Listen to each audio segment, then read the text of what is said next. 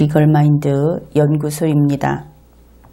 파푸아 뉴기니에서 2018년 에이펙 아시아 태평양 경제협력체 정상회의가 개최되고 있습니다.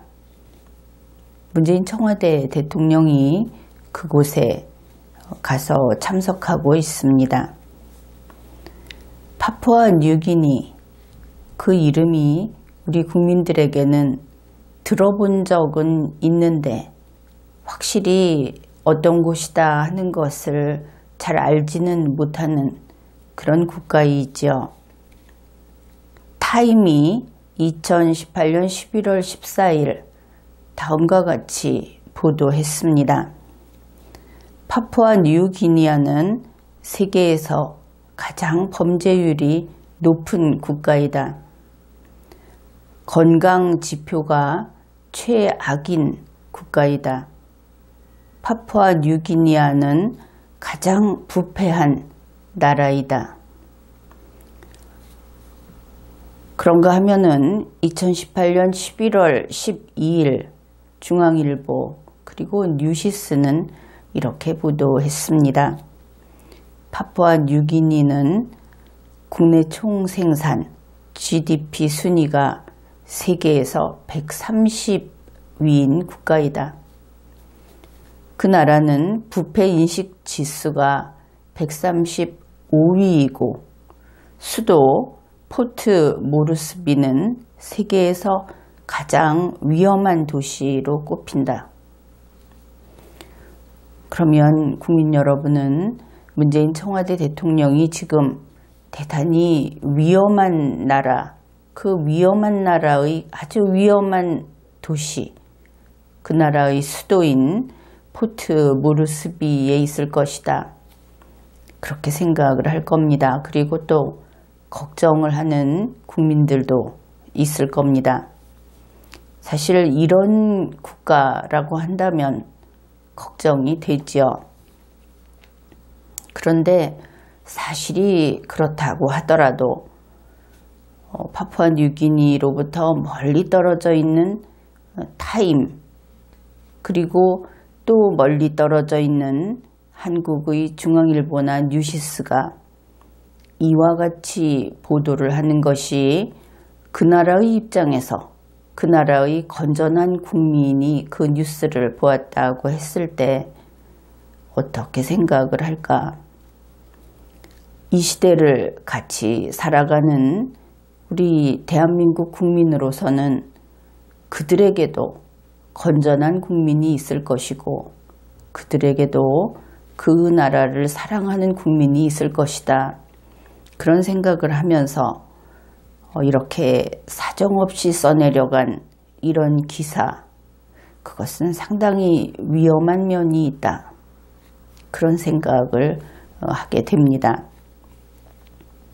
원래 국가라고 하는 것은 우리 사람하고 똑같이 자연인인 개인과 마찬가지로 하나하나 독립적인 존재입니다. 국가의 존재를 다른 국가가 부정을 해서는 안 되는 것이고, 그리고 다른 국가를 또 다른 국가가 평가하고 점수 매기고 하는 것은 원칙적으로 허용되지 않는 것입니다. 주권국가라고 하는 것은 그 주권의 의미가 그렇듯이 대내적으로 최고 권능을 보유한다. 그런 뜻이 됩니다. 대외적으로는 독립한다. 독립성을 보유한다. 그래서 독립한 존재는 다른 어떤 국가나 또 다른 어떤 개인이 그것을 관여하고 침범해서는 안 되죠. 그런 면에서 대외적으로도 역시 최고의 권능을 보유한다. 이렇게 인정을 하는 그런 존재가 국가입니다. 그렇기 때문에 국가를 외부에서 돈으로 몇 등, 또 어떤 범죄가 발생한다든지 하는 그런 것으로 몇 등, 이런 식으로 그런 순위를 매겨서 그것을 바탕으로 무시하거나 비난하거나 하는 것은 옳지 못합니다. 가령 부패인식 지수가 어떻다. 이것은 원래는 학문의 영역에서 그렇게 평가를 하고 했던 것이죠. 그런데 그 지수라고 하는 것이 기준 설정을 누가 하는가, 거기에 따라서 어쩌면 이 파푸아뉴기니 입장에서는 상당히 억울할 수도 있습니다. 그들이 처해 있는 정치적인 상황, 그들이 살고 있는 이 시대적인 상황, 그런 것들이 서구의 발달한 국가들, 또 우리와 같은 이런 민주주의 국가, 헌법주의 국가하고는 상당히 다를 수 있기 때문에 이렇게 다른 나라를 비판할 때는 조심을 하고, 또 그들의 입장이 어떤 것인가, 굳이 우리가 관여할 일이 아니라면 그렇게 하는 것은 품이 없는 일이다. 이런 생각도 해보아야 하겠습니다. 문재인 청와대 대통령이 싱가포르에서 파푸아뉴기니로 가기 전에 그 싱가포르에서 그를 보좌하고 있던 인력이 현지 프레스 센터에서 브리핑한 내용이 있습니다. 이것이 국내 언론에 보도되기도 했고, 그런데 우리 국민들이 여기에 대해서 잘 모를 수도 있습니다. 관심이 없기도 하고, 또 모든 언론이 이것을 보도하고 있는 것은 아니어서 그래서 이 내용이 우리 국민이 알아두어야 할 그런 것이 있다 해서 그것을 가지고 함께 이야기를 하고 또 분석을 해보고 그렇게 하기로 하죠. 우선 이 내용은 좀 이렇게 이야기를 해볼 수 있겠습니다. 여러분이 무슨 이야기를 하려는 것일까 하는 것을 좀 예측을 해도 좋을 것인데, 먼저 이렇게 질문을 하죠. 극단적인 무식함이라고 하는 그런 토대에서 활짝 핀 거짓말의 꽃을 본 적이 있느냐? 대충 그런 이야기를 해보려고 합니다. 2018년 11월 15일 문재인 청와대 정부 거기의 김현철 경제보좌관이 브리핑을 했습니다. 조금 전에 이야기한 그 싱가포르에서 브리핑을 했던 동일 인물인 것이지요. 그 내용이 이렇습니다. 내일 파푸아뉴기니로 이동하게 되는데 파푸아뉴기니와 통화를 시도하면 한 통화하는데 7번 정도 통화가 끊어진다. 그 정도로 파푸아뉴기니는 지금 여기에 있는 환경과는 너무나 다르다. 지금 여기는 싱가포르를 가리킵니다. 그러면 이 브리핑을 듣고 여러분은 그저 전화통화가 안 된다는 것을 그 이야기만 했으니까 이것이 유선전화가 안 된다는 것인가? 아니면 무선전화도 안 된다는 것인가? 하여튼 그 둘 중에 어떤 것을 의미하는 것이다. 그리고 그 전화통화를 하려고 할 때 그 상태가 대단히 나쁘다. 이런 것을 알 수 있습니다. 그는 이어서 이렇게 이야기를 했습니다. 파푸아뉴기니는 지금 여기에 있는 환경과는 너무나 다르기 때문에 여러분 중에 이때 여러분은 이것이 그 프레스 센터에 와서 한 이야기이기 때문에 기자들이 되겠죠. 여러분 중에 일부만 갈 수 있고 그 일부도 숙소가 제대로 마련되지 않아서 선박 같은 곳에서 머물러야 되는 상황이다. 그렇게 이야기를 했습니다. 이제 이 내용을 가지고 함께 생각을 해보기로 하죠. 참고로 파푸아뉴기니라는 곳은 과거에 식인 풍습이 있었던 곳으로 유명합니다. 그래서 광우병 이야기가 나오기만 하면 종종 언급되는 그런 곳입니다. 김현철 공무원이 한 이야기, 우선 첫 번째 이런 것이죠. 전화 한 통 하는데 7번 정도 끊어진다. 그러면 전화를 보통 3분 통화라고 한번 생각을 해본다면 3분이면 약 180초 정도 되겠죠. 그것을 7번으로 나누면 대략 25초에 한 번씩은 전화가 끊어진다. 이렇게 이해를 해두면 될 것 같습니다. 이런 상황이라고 한다면 인터넷도 당연히 잘 안 되겠구나 하는 생각을 할 수 있겠죠. 그 다음에 싱가포르와는 환경이 너무나 다르다 이렇게 이야기를 했습니다. 이제 여러분의 그 머릿속에는 파푸아뉴기니라고 하는 어떻게 보면 원시 밀림이라든지 이 도시적인 것과는 아주 다른 그런 환경이 그려지고 있을지 모르겠습니다. 그래서 김현철 보좌관의 이런 이야기를 들으면 그곳 사람들이 수렵이나 채취로 살아가는 사람들일 수 있겠다. 전기시설이라든지 전화가 있는 집도 드물 것이다. 또 당연히 아스팔트가 깔려있는 이런 그 포장도로는 보기 어렵겠다. 그런데 처음에 그 뉴스에 나온 장면을 보게 되면 정말 그렇겠다 하는 생각도 할 수 있습니다.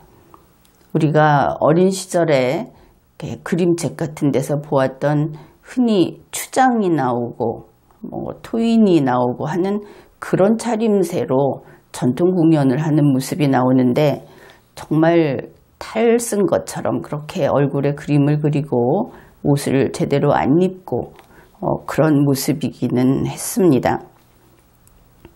그리고 또 그곳이 여러분 중에 일부만 갈 수 있다 이렇게 이야기를 하니까 영화에서 본 것처럼 마른 호텔이라고 하는데 그저 벽만 있는 그런 공간이고 침실천정에 거미나 전갈 같은 그것도 우리나라에서 생각하는 그런 그 상상할 수 있는 것보다 훨씬 커다란 곤충, 대형 곤충이 살고 또 그러한 숙소에 야생동물이 출현하는 그런 곳이 아닐까.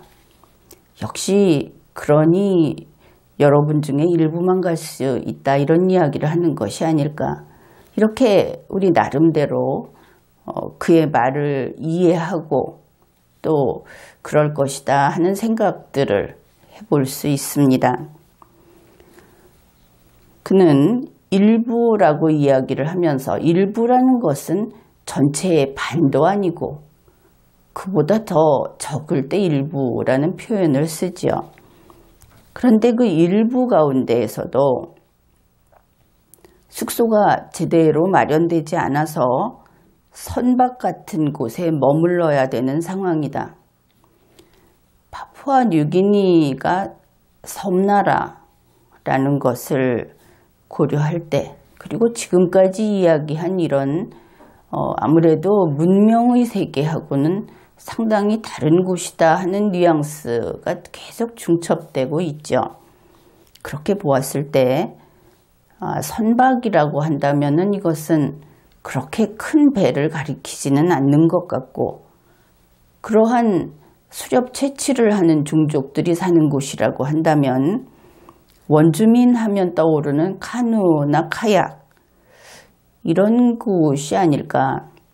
그런데 거기에서는 잠을 잘 만한 그런 공간이 되지는 않을 텐데 싶기도 하고 어떻든 거기서는 집이 아니고 보트에서 자는구나. 그러면 그것은 통나무 배일까? 이런 생각을 하게 되죠. 파푸아뉴기니가 관광지다. 그 정도는 들어서 알고 있습니다. 그러면 그 동네가 관광지라고 하더니 거의 오지 탐험이나 극기 훈련을 하는 그런 식의 관광을 가는 곳인가?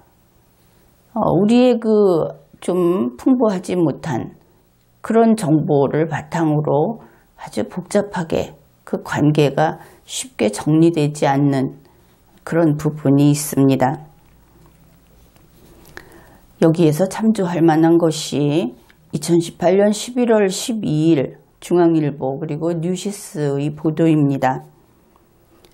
에이펙 기간 동안 약 5,000명에서 7,000명의 인사가 파푸아뉴기니를 방문할 예정이지만 마땅한 숙소도 없는 상황이다.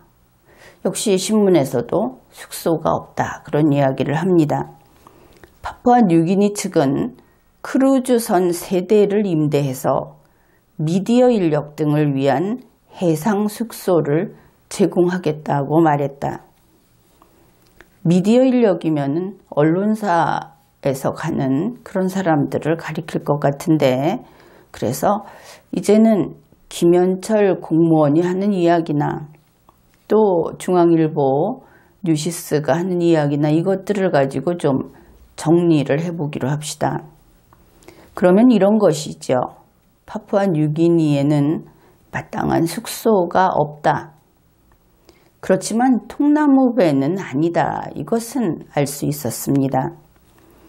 임대한 크루즈선 3대에서 자는구나.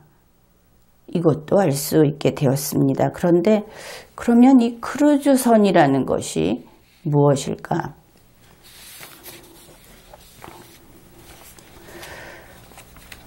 에이펙 본부, 파푸아뉴기니의 에이펙 본부에서 2018년 11월 14일 이 크루즈선에 대해서 알려주는 그러한 게시물을 올렸습니다.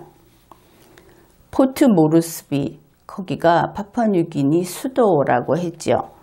포트 모르스비에는 에이펙 정상회의 주간에 바다 위의 호텔이라고 불리우는 3척의 호화 전보 크루즈 선박, 이것을 에이펙 정상회의 주간을 위해서 그 앞바다에 정박시켜 놓았다. 이렇게 소개를 하고, 그 다음에 이 홈페이지, 에이펙 본부를 비롯한 홈페이지에는 여러분이 연말에 신세계 백화점 본점을 본 적이 있을 겁니다. 그러면은 거기가 이 불로 전기 장식을 굉장히 예쁘게 하죠.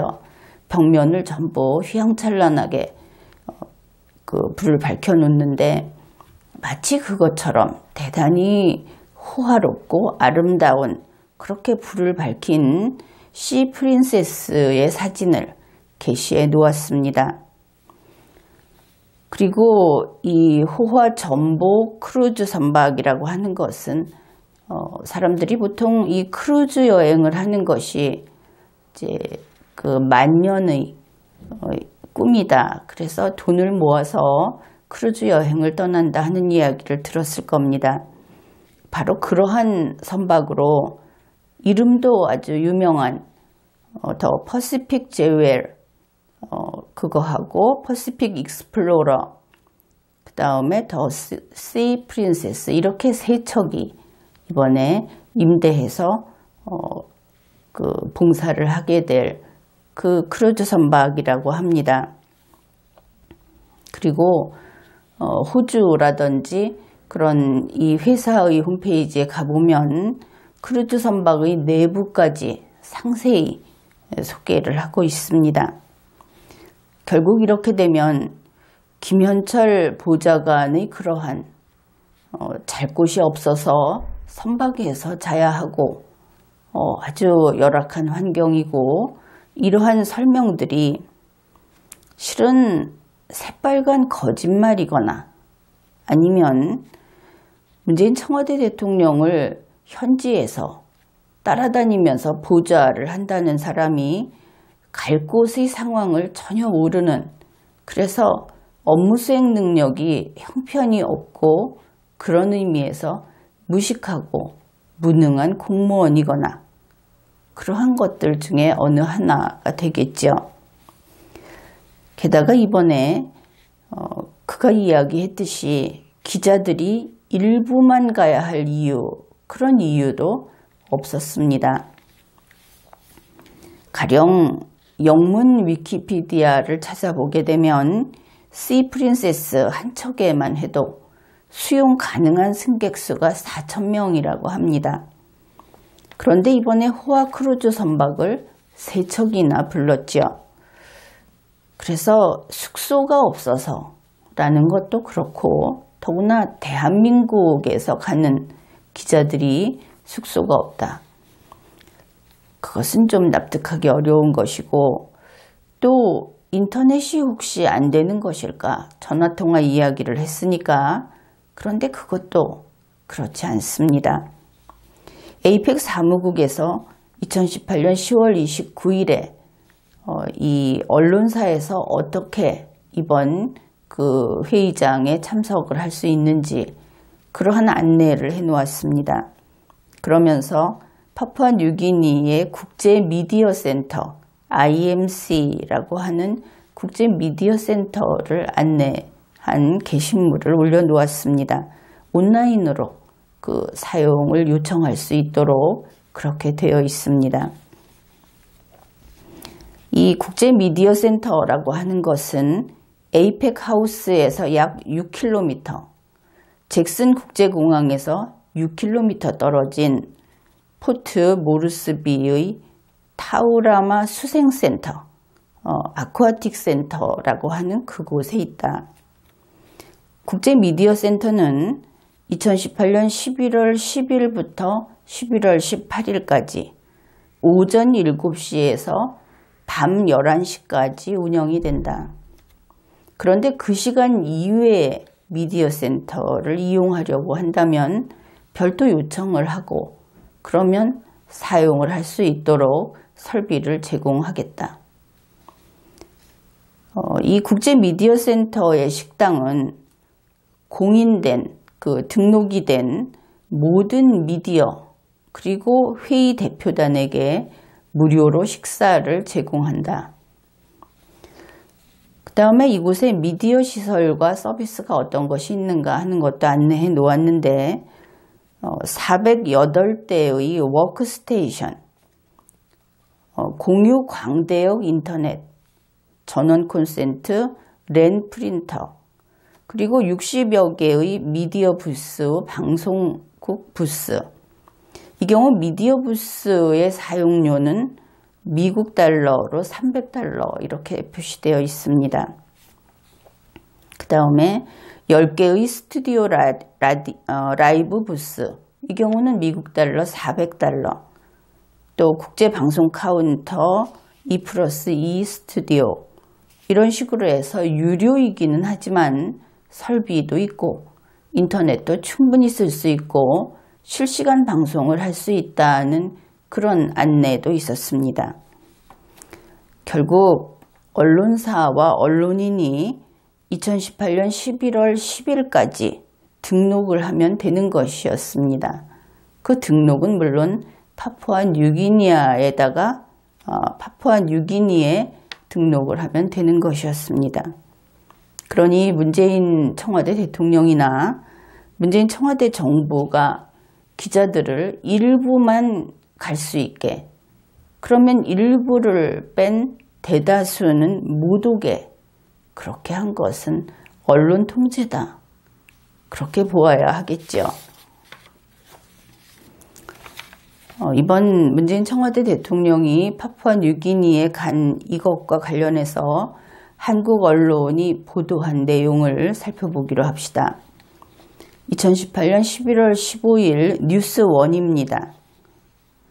파푸아뉴기니는 문재인 대통령도 모텔 수준의 숙소에 머물러야 하는 환경이 열악한 곳이다. 김현철 보좌관이 브리핑 때 한 말로서 이렇게 보도를 했습니다. 다음 날인 11월 16일 오마이뉴스입니다. 김현철 청와대 경제보좌관은 15일 오후 싱가포르 현지 브리핑에서 그런 환경이기 때문에 대통령도 한국의 모텔 수준에서 묵어야 하는 열악한 곳이다 라고 전했다. 이렇게 보도했습니다. 그러면 국민 여러분은 또 이렇게 생각을 할 수 있을 겁니다. 호화 유람선을 세척씩이나 불렀다고는 하지만 역시 땅 위에는 모텔 수준의 숙소밖에 없구나. 그런데 그것 또한 사실이 아닌 것처럼 보입니다. 그 근거를 하나하나 확인해 보기로 합시다. 우선 이번에 사람들이 얼마나 참석할 것인가, 이 에이펙 본부에서 얼마나 와서 머물 것이라고 생각을 했는가, 그것을 알려주는 뉴스입니다. 2018년 11월 12일 ABC 뉴스입니다.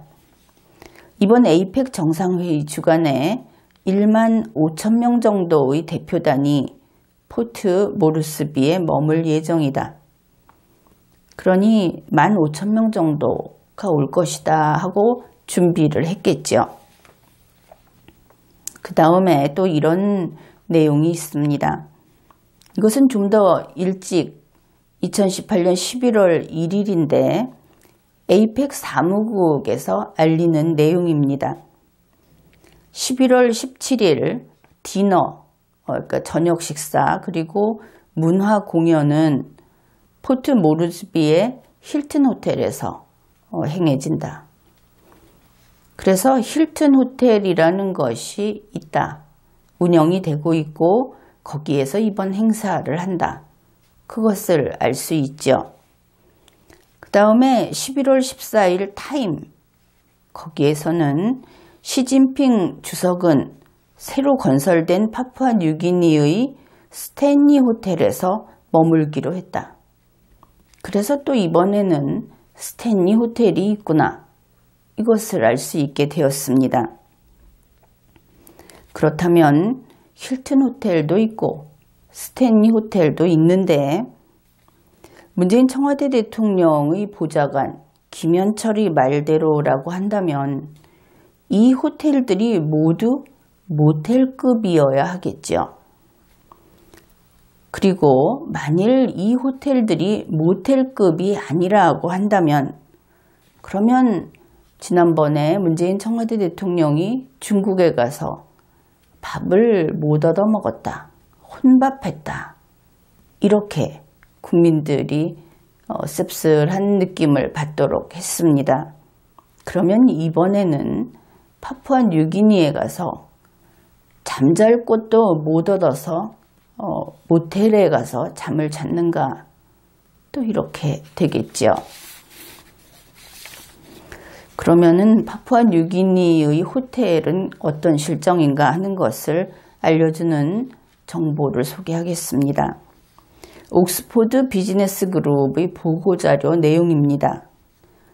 포트 모르스비에 공급 가능한 객실 수는 2018년 11월 에이펙 정상회담 때에는 3,000실 정도 될 것이다.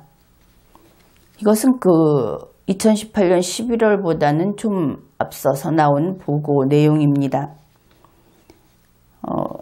그리고 포트 모르스비에는, 이곳은 파푸아 뉴기니의 수도라고 했죠. 여기에는 고급 4성급 및 5성급 호텔이 많이 개장되었다. 시진핑 주석이 이번에 묵기로 한 그 스탠리 호텔, 그곳은 바로 이 4성급, 5성급 호텔에서 5성급 호텔이 되겠죠. 2016년 7월에 오픈했습니다. 그리고 객실이 429개, 회의장이 1000명이 참석할 수 있는 그런 규모의 회의장이 있고, 또 1200명이 디너를 이용할 수 있는 그런 시설을 갖춘 곳입니다. 힐튼 호텔도 이것보다는, 스탠리 호텔보다는 규모가 좀 작은데 그래도 객실이 몇백석 되는 그러한 호텔이고, 기타 이러한 호텔이 다수 있다. 그것을 이 보고자료에서 확인할 수 있습니다. 이번 이 에이펙 정상회의를 하는 이곳에서는 이번 회의를 위해서 돈도 많이 들였고 준비도 상당히 많이 했습니다. 그것이 이미 2012년, 2011년 또 중국이 개입한 것은 11년이라고 하고 그 자체적으로는 2010년부터 미리 준비를 한 그러한 경우여서 상당히 돈을 많이 들이고 또 준비도 많이 한 그런 경우다. 그것을 알아두어야 하겠습니다. 이번에 그쪽 정부에서는 정상들을 위해서 고급 승용차 마세라티를 40대나 사들였고 벤틀리 스퍼도 3대 이런 것을 사들였으며 회의센터인 국제 컨벤션 센터를 건설하는 데는 3,500만 달러가 들었고 이것은 중국이 지원을 했다고 합니다. 에이펙 하우스를 건설하는 데는 7,200만 달러 그리고 포트 모르스비의 잭슨 국제공항을 업그레이드 하는 데만도 3천만 달러를 들였다고 합니다. 그래서 우리나라의 뉴스, 그 다음에 문재인 청와대 대통령의 그 정부에서 나오는 브리핑, 여기에서 우리가 짐작을 했듯이 갈대 오두막이나 통나무 배에서 잠을 자고 회의를 하는 것이 아니다. 그것을 확인할 수 있습니다. 여기에서 또 다른 측면에서 우리가 생각을 해볼 부분이 있습니다. 도대체 왜 청와대는 기자들이 따라오지 못하도록 한 것일까? 거기는 사람이 갈 곳이 아니다. 거의 이런 식으로 아주 열악한 환경이다. 문재인 청와대 대통령이 한국의 모텔급 시설에서 묵는다. 여러분들은 거기에 오게 되면 선박에서 자야 한다. 왜 이런 식으로 이야기를 했을까? 그 부분을 생각해 보자 하는 것입니다. 미국의 소리 뉴스하고 로이터 통신이 2018년 11월 16일 다음과 같은 뉴스를 내보냈습니다. 중국의 시진핑 주석이 태평양 섬나라 국가들과 비공개 정상회담을 개최했다. 이와 관련해서 미국 측의 여러 언론사, 방송사 이런 데서 또 기타 외신들이 구체적으로 이렇게 밝히고 있습니다. 시진핑이 중국 CCTV 이외에는 모두 쫓아냈다. 그런 것입니다. 이것은 국제 예양에도 맞지 않고 시진핑 주석이 대단히 횡포를 부리는 것이 분명한데 이런 일이 벌어지고 있는 것이죠. 그런데 이와 연결이 되어 있는지 아닌지 알 수는 없지만 어떻든 우리도 여기에서 다음과 같은 생각을 해볼 수 있습니다. 혹시 문재인 청와대 대통령도 언론의 눈 뒤에서 몰래 할 일이 있었던 것일까? 이번 회의는 여기까지 하겠습니다.